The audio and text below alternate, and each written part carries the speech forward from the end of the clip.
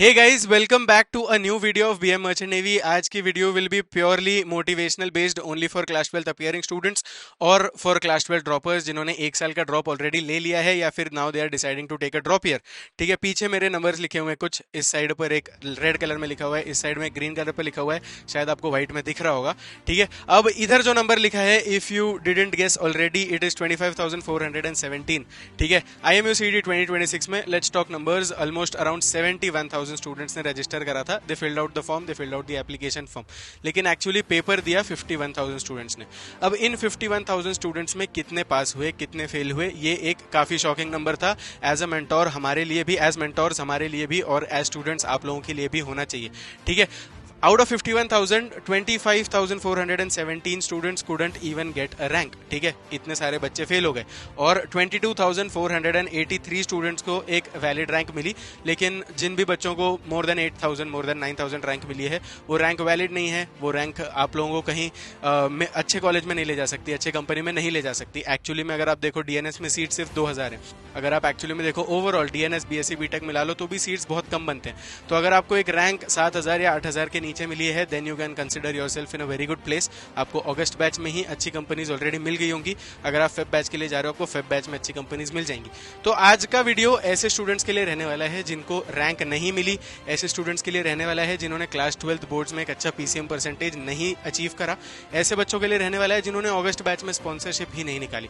अगर आप एक क्लास 11th के स्टूडेंट हो, अगर आप एक क्लास 12 अपियरिंग के स्टूडेंट हो, तो आप लोग लीव कर सकते हो वीडियो को.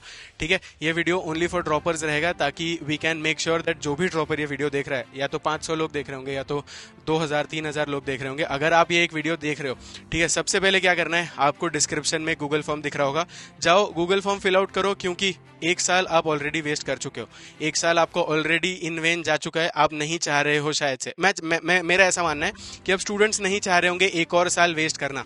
अगर आप भी एक सीरियस एस्पिरेंट हो, अगर आप भी चाहते हो कि एक और साल आप वो गलतियां ना दोहराओ जो आपने पिछले साल दोहराई, आपको नीचे जाना है, वो गूगल फॉर्म फिल आउट करना है, connect with our mentors, connect with my team, and they will reach out to you, they let you know what you have to do, what you don't have to do.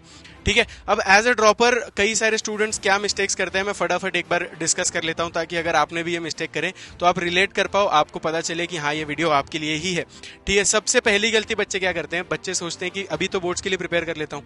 ठीक है, boards का PCM percentage ज्यादा important है, 60 70 75 बच्चों का M रहता है. बच्चे सिर्फ बोर्ड्स के लिए प्रिपेयर करते हैं, सोचते हैं लास्ट के एक महीने में पढ़ाई कर लूंगा, IMUCD निकाल लूंगा, शायद निकल जाएगा, नहीं निकला एक साल का ड्रॉप ले लूंगा. ठीक है, that is not the mentality that you should have. ठीक है, आपको हमेशा ये सोचना है कि आप कैसे बोर्ड्स को, IMUCD और कंपनी स्पॉन्सरशिप्स को कैसे साथ में मैनेज कर सकते हो. अब ये गलती आप ऑलरेडी दोहरा एक बार ऑलरेडी कर चुके हो. We don't have to repeat this mistake. ठीक है, अब एज अ ड्रॉपर आपको क्या करना है, एज अ ड्रॉपर आपको मेक श्योर करना है कि आप बोर्ड्स को भी प्रायोरिटाइज करो, आप IMUCD को भी प्रायोरिटाइज करो, और आप कंपनी स्पॉन्सरशिप्स को भी प्रायोरिटाइज करो. क्योंकि इनमें से कोई एक आपको एक सीट नहीं दिला सकता. आपके पास स्पॉन्सरशिप सिलेक्शन आ गया लेकिन रैंक नहीं आया, तो आपकी सीट इनवैलिड हो जाएगी. अगर आपका बोर्ड्स का परसेंटेज नहीं बना लेकिन रैंक और स्पॉन्सरशिप दोनों लेके बैठे हो, तो इनवैलिड हो जाएगी आपकी सीट. ठीक है, तो आपको इन तीनों को साथ में लेकर चलना है. अगर आप एक अपियरिंग स्टूडेंट हो, फेब बैच एस्पिरेंट हो, या फिर एक इंप्रूवमेंट NIOS स्टूडेंट हो, तो ठीक है. अब कैसे लेके चल सकते हो इन तीनों को साथ में. बोर्ड्स में आंसर्स आते हैं सब्जेक्टिव. बोर्ड्स में आपको स्टेप बेस्ड मार्किंग होती है, स्टेप वाइज मार्किंग होती है, आपको लंबे छोटे आंसर्स लिखना है. IMUCD में मल्टीपल चॉइस क्वेश्चंस होते हैं, आपको बस एक सिंगल आंसर को मार्क करना है. कैसे करना है, अब इसके लिए एक मेन पॉइंट है जो दोनों जगह वो है, दोनों जगह कॉमन है, कंसेप्ट. ठीक है, आपको कभी भी ये सोचना है कि मैं अपना कंसेप्ट क्लियर कर लेता हूं. अगर आपका कंसेप्ट क्लियर होगा तो आप बोर्ड्स के भी आंसर्स लिख लोगे, आप मल्टीपल चॉइस क्वेश्चंस के भी आंसर बना लोगे. आपको ये ध्यान में रखना है. दूसरी चीज क्या ध्यान में रखनी है, प्रीवियस ईयर क्वेश्चन पेपर्स. आपको बोर्ड्स के भी प्रीवियस ईयर क्वेश्चन पेपर्स पकड़ना है, आपको IMUCD के भी प्रीवियस ईयर क्वेश्चन पेपर पकड़ना है. अगर आप एक कंपनी के रिटन टेस्ट के लिए जा रहे हो, कई कंपनीज अपना एक पर्सनल रिटन टेस्ट भी रखती है, अगर आप उनके रिटन टेस्ट के लिए जा रहे हो तो आपको उनके भी प्रीवियस ईयर टेस्ट को लेना है और उनको प्रिपेयर करना है. क्योंकि कई बार क्वेश्चन सिमिलर आ जाते हैं, कई बार क्वेश्चन एज इट इज आ जाते हैं. ठीक है, अब ये दूसरी गलती बच्चे करते हैं, प्रीवियस ईयर क्वेश्चंस नहीं करते, प्रीवियस ईयर टेस्ट नहीं पकड़ते हैं, नहीं प्रैक्टिस करते हैं.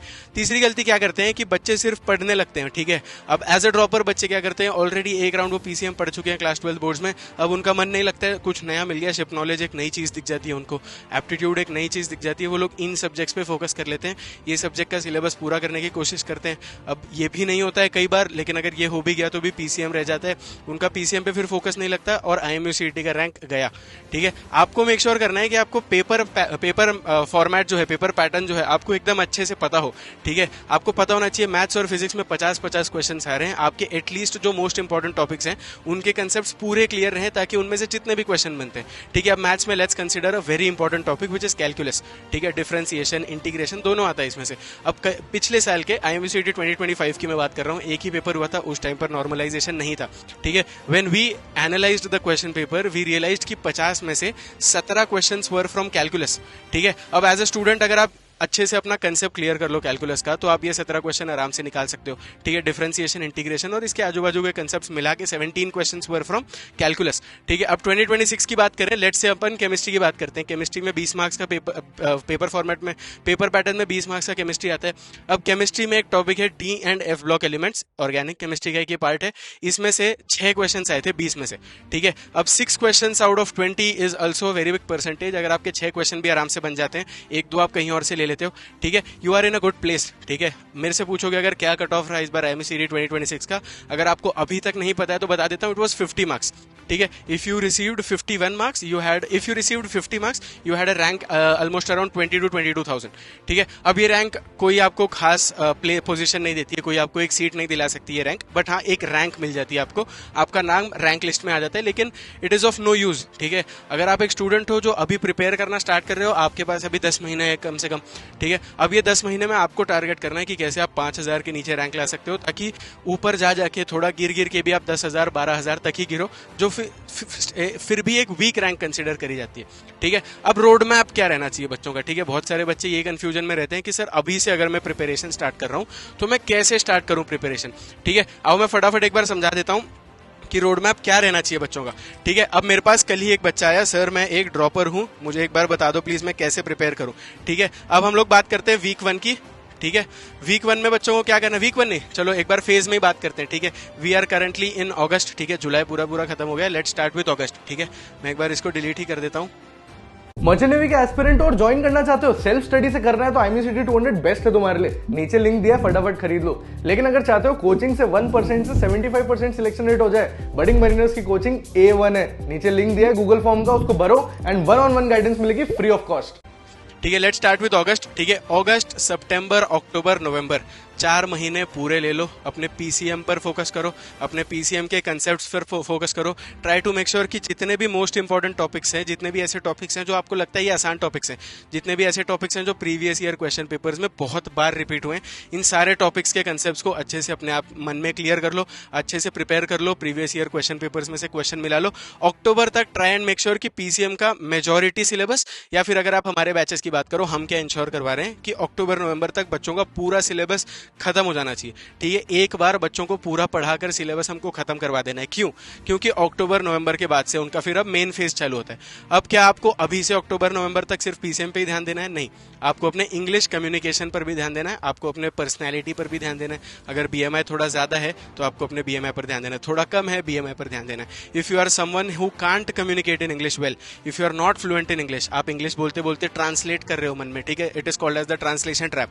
अगर आप उस ट्रैप में फंस जा रहे हो कि पहले सोच रहे हो हिंदी में क्या है, इंग्लिश में ट्रांसलेट कर रहे हो, फिर कम्युनिकेट कर रहे हो, कोशिश करो कि आप इस ट्रैप से बाहर निकलो, ठीक है। कैसे निकलोगे?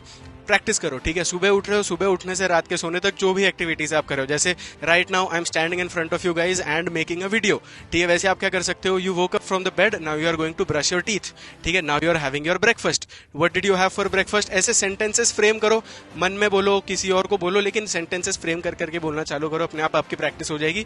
One extra tip that I can give from my side is English movies, English series देखना चालू करो, कैप्शंस ऑन करके, नीचे सबटाइटल्स भी पढ़ते रहो, ऊपर मूवी भी देखते रहो, एंटरटेनमेंट भी हो जाएगा, आपकी इंग्लिश स्पीकिंग भी अच्छी हो जाएगी, ठीक है। अब नवंबर अक्टूबर तक आपने अपना सिलेबस कवर कर लिया, उसके बाद क्या करना है, उसके बाद आपको मॉक टेस्ट लगाने शुरू करने, उसके बाद आपको मॉक इंटरव्यूज देने शुरू करने, ठीक है।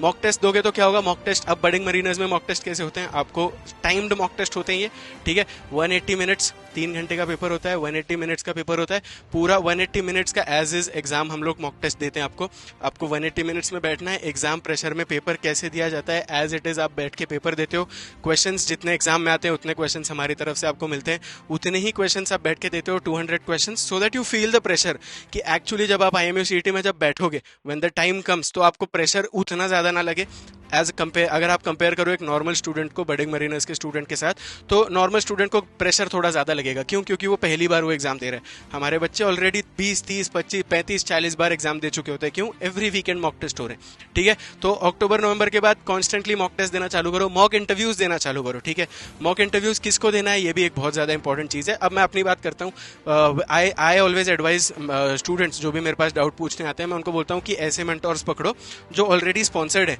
ठीक है, if my target is Anglo Eastern, I will go to an Anglo Eastern cadet who is already sponsored by Anglo Eastern, और मैं उसको अपना मॉक इंटरव्यू दूंगा। अगर मुझे ग्रेट ईस्टर्न जाना है तो मैं एक ऐसा कैडेट पकड़ूंगा जो ग्रेट ईस्टर्न से ऑलरेडी स्पॉन्सर्ड है, मैं उसके पास मॉक इंटरव्यू दूंगा। ठीक है, अगर आपको भी ऐसे प्रैक्टिस करनी है, अगर आपको भी ऐसी अपॉर्चुनिटी चाहिए कि ऐसे कैडेट्स आपका मॉक इंटरव्यू लें, नीचे फॉर्म दिया हुआ है डिस्क्रिप्शन में, जाओ फिल आउट करो, कनेक्ट करो मेंटोर्स के साथ। ठीक है, अक्टूबर नवंबर के बाद आप जनवरी फरवरी तक सिर्फ ये कर रहे हो, उसके बाद आपको अपना प्रीवियस ईयर क्वेश्चन पेपर्स उठाने हैं। ठीक है, प्रीवियस ईयर क्वेश्चन पेपर्स 2023, 2024, 2025, 2026 के दोनों शिफ्ट के पेपर्स IMU ने ऑलरेडी अवेलेबल करवा दिए हैं सारे स्टूडेंट्स के लिए। अभी तक अगर नहीं लिया है एज एन एस्पिरेंट तो आप क्या कर रहे हो? आपके पास ऑलरेडी PYQs आ जाने चाहिए थे। ऑलरेडी आपने एक बार कोई एक पेपर उठा के क्वेश्चंस को देख लेना चाहिए था, फॉर्मेट देख लेना चाहिए था। अगर अभी तक नहीं देखा है तो as an aspirant you are failing somewhere. ठीक है, as a student you are failing somewhere. आपका बहुत सारी प्रॉब्लम्स होंगी आपको अगर आपके पास अभी तक क्वेश्चन पेपर्स ही नहीं है, अगर आपको अभी तक सिलेबस क्लियर नहीं है, अगर मैं आपको पेपर पैटर्न के बारे में क्वेश्चंस पूछ लूँ, अगर आपको नहीं पता है तो यू आर फेलिंग। ठीक है, अभी तक ये सारी चीजें आपको ऑलरेडी पता लग जानी चाहिए थी।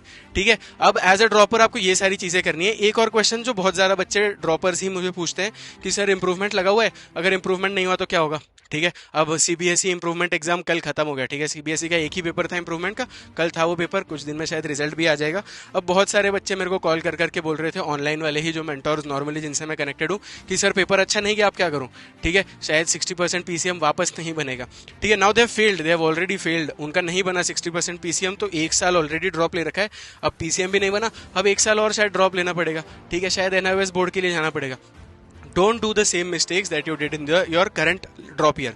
ठीक है, इस ड्रॉप ईयर में एनालाइज करो कि आपने क्या गलतियां करी, क्या सही चीजें करी, वही सेम गलती बार बार मत दोहराओ। ठीक है, मर्चेंट नेवी अगर ज्वाइन करना है तो सीरियस होना पड़ेगा। बिना सीरियस हुए आपका मर्चेंट नेवी नहीं निकल सकता।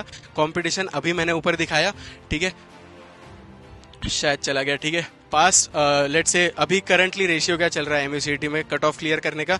60-40 रेशियो चल रहा है। ठीक है, अगर आप अपने आप को 40% स्टूडेंट्स में गिनते हो, अगर आपको लगता है कि हाँ मैं तो PCM में काफ़ी अच्छा हूँ, मेरा तो PCM बोर्ड परसेंटेज काफ़ी अच्छा रखा है, गुड टू गो।